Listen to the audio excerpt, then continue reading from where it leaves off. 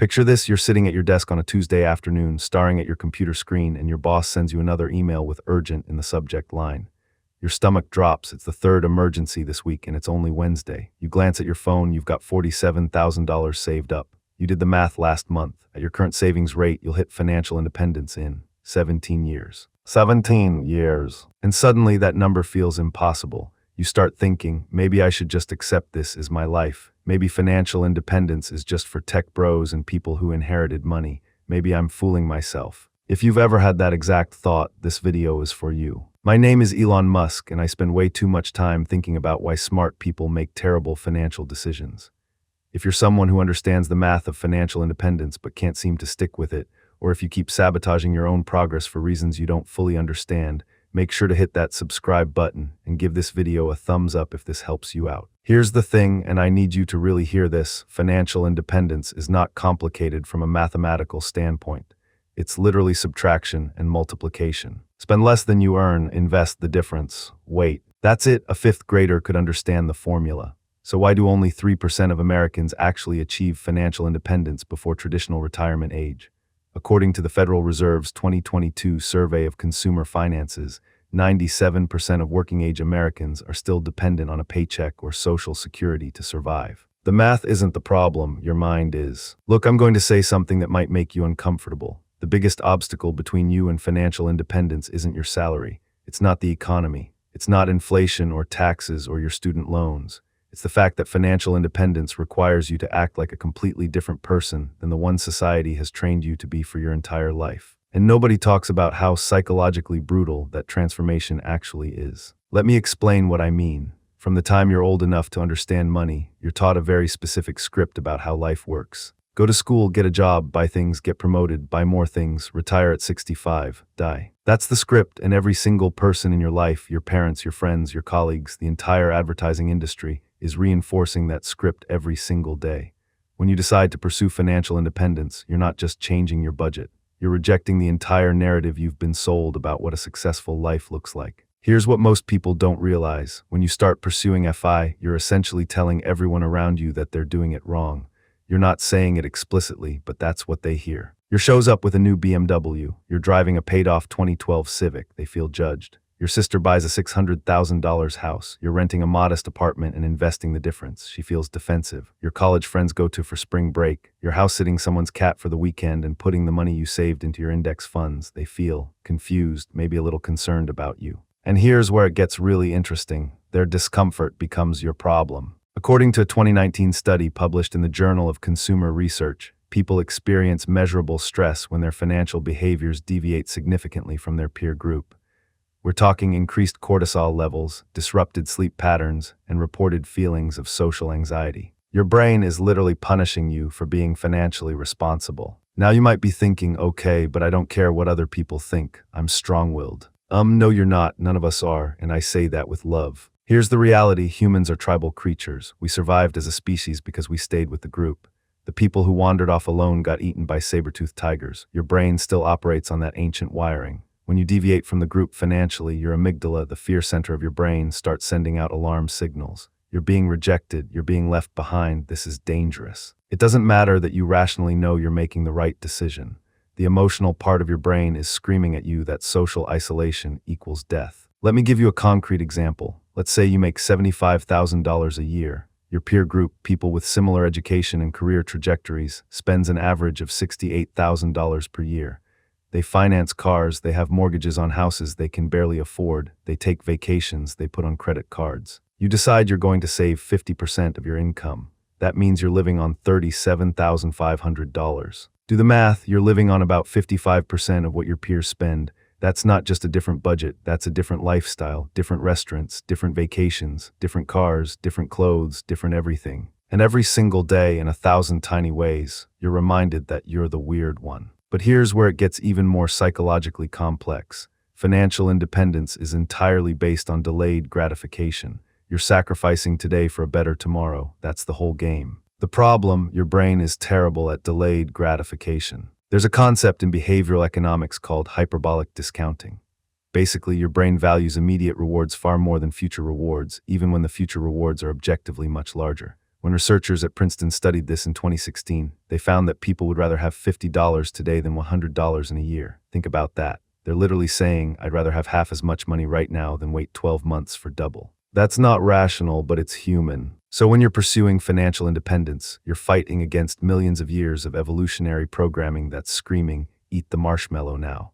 There might not be marshmallows tomorrow. Except the marshmallow is a $6 latte, or a new phone, or a weekend trip to wine country. And the rational part of your brain is trying to explain, look, if we skip the latte and invest that money, in 20 years at a 7% return, that's $23 compounded. But the emotional brain doesn't care about compound interest. It cares about dopamine. And dopamine comes from spending money right now. Now let's talk about something nobody wants to admit.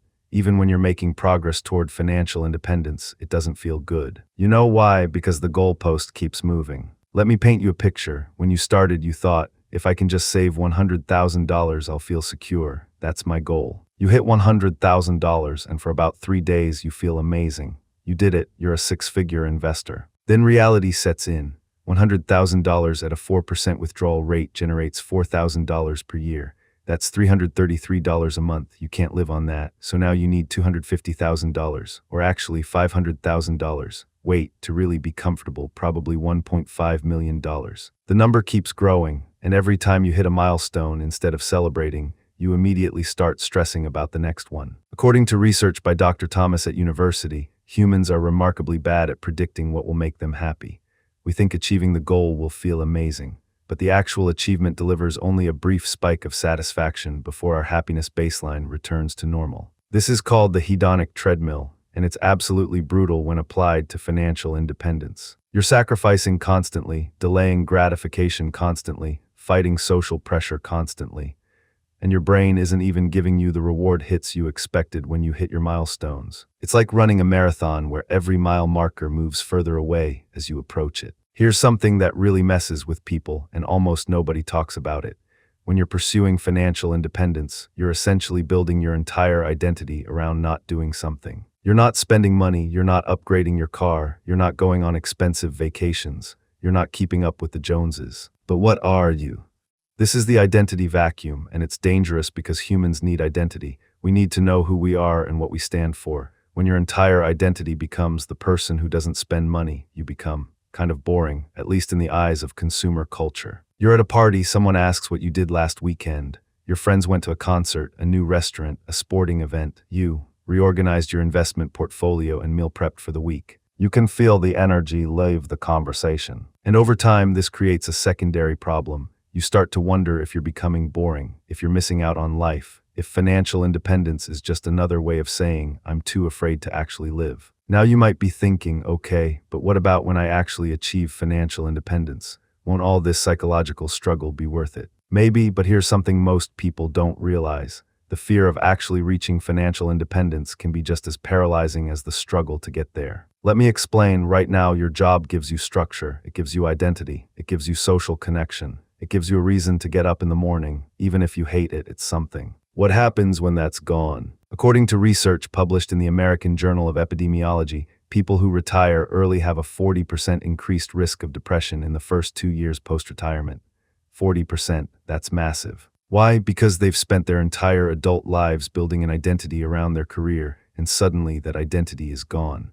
They're left with a question that terrifies most people. Who am I when I'm not what I do? So as you're grinding toward FI, there's this whisper in the back of your mind. What if I get there and I'm miserable? What if I quit my job and I'm bored? What if I realize that work was the only thing giving my life meaning? That fear can unconsciously sabotage your progress. You'll start making subtle financial mistakes. You'll rationalize bigger purchases. You'll slow down your savings rate, because at least if you never reach the goal, you never have to face the terrifying question of what comes next. Look, I know this is heavy. I know I'm essentially describing a psychological minefield, but here's why I'm telling you all this. Understanding the mental game is the only way to win it. The people who successfully achieve financial independence aren't the ones who ignore these psychological challenges.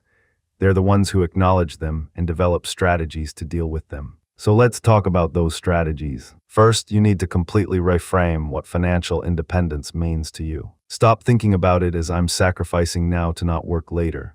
That framing makes every day feel like a punishment. Instead, think about it as I'm buying freedom in small increments every single day. Every dollar you save isn't money you're not spending, it's freedom you're purchasing. Every time you skip an unnecessary purchase, you're not losing out on something.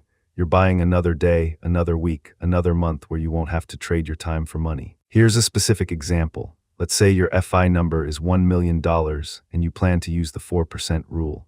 That means every $25 you invest buys you $1 per year of income forever. That $25 bar tab, that's not just $25. That's $1 per year for the rest of your life that you just gave up. Is that drink worth working 1 hour per year, every year, forever? When you start thinking about money this way, spending decisions become clearer. Second, and this is critical, you cannot do this alone. You need to find your people, and by your people, I mean people who are also pursuing financial independence.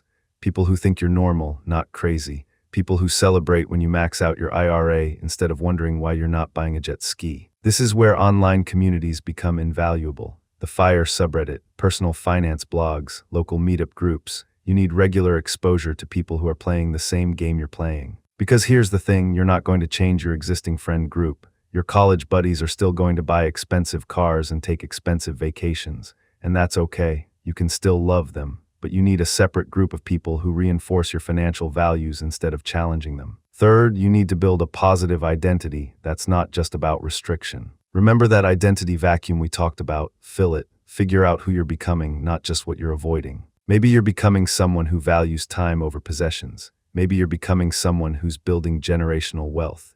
Maybe you're becoming someone who's going to retire early and volunteer or travel or write a novel. Give your future self a story, make it vivid, make it compelling. Because when you shows up with a new car, you're not just the person who doesn't buy new cars.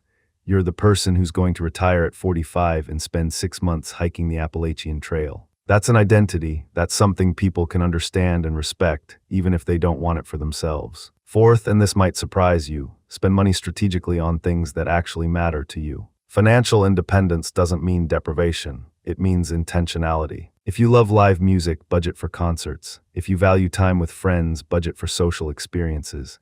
If you're miserable driving a beater car, buy a decent used car. The goal isn't to spend as little as humanly possible.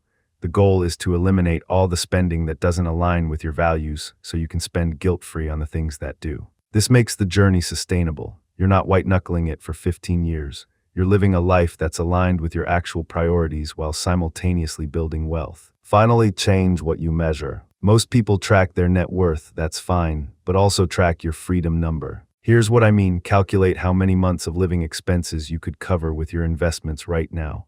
Let's say you spend $3,000 per month and you have $60,000 invested. That's 20 months of freedom. Track that number, watch it grow. Because unlike a net worth target that feels arbitrary and far away, this number tells you exactly how much freedom you've already bought.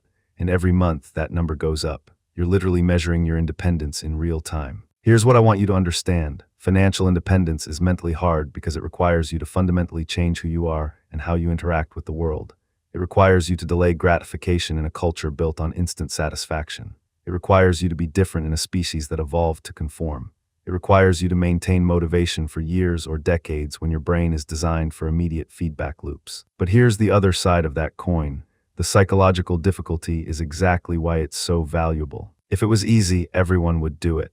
If it didn't require sacrifice and discipline and mental fortitude, the reward wouldn't be nearly as meaningful. You're not broken because you find this hard. You're human. The trick is to be human with strategy, to acknowledge the psychological challenges and build systems that account for them instead of pretending they don't exist. So yes, this journey is going to be hard. You're going to have moments where you want to quit, where you feel like you're missing out, where you question if it's worth it. But on the other side of that struggle is something most people never experience: actual freedom. The freedom to say no, the freedom to walk away, the freedom to live life on your terms instead of terms dictated by a paycheck. And that's worth fighting for. If this video helped you understand the mental game of financial independence, hit that like button and subscribe for more content on the psychology of money. Drop a comment below telling me which psychological challenge resonates most with you. I read every single one. Now go buy yourself some freedom.